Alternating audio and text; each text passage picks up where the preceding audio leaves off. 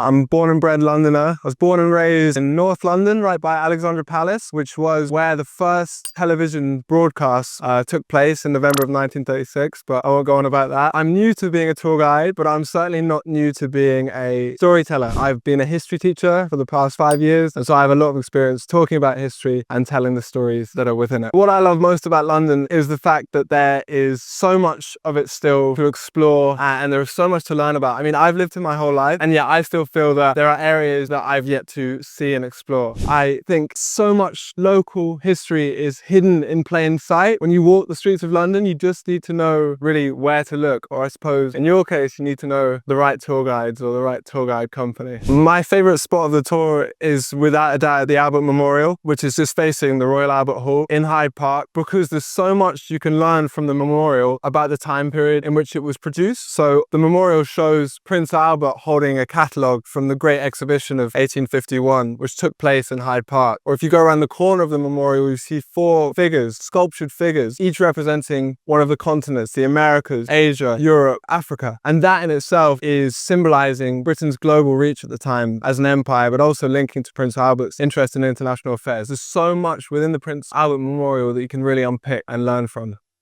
My style as a tour guide is very similar to my style as a teacher. I'm very friendly and easygoing. I'd like to believe I'm a good storyteller, that I can hook your interest and maintain it throughout the tour. But being a teacher, I'm also very used to all types of questions, so don't ever feel that a question is too silly to ask. And finally, I think where possible, I like to incorporate humor and my own personal stories into my tours, trying to make it as personal as possible. Well, it sort of links to what we do at Falcons. When I'm not guiding, or when I'm not teaching rather, I am on my 2 wheels cycling around London, trying to explore those parts of London I've yet to explore. I love to make use of the green space that we have in this city, and I'd love to recommend you some parks if possible. Sort of linking to what I've just spoken about, what I like to, or rather why I like to guide with FOF tours. Well, one being that we go around on bike. The bike are very safe and very smooth to cycle, and really they allow us to see so much more in the time that we have. That's not to imply that the tours are rushed in any way, they're not, but doing it on 2 wheels, we can get from spot to spot much quicker than if we were walking. Another thing I really love about the tours is we keep the group small, which allows it to be more personable. I get to know you better and you get to know me better, which can only be a good thing. Why should someone book a tour with me specifically? I have 2 passions in life: history and sharing my passion for history with others, whether it's in a classroom or whether it's in a guided tour. Whenever I'm asked directions in the street or striking up a conversation with a visitor in a pub, I'll give them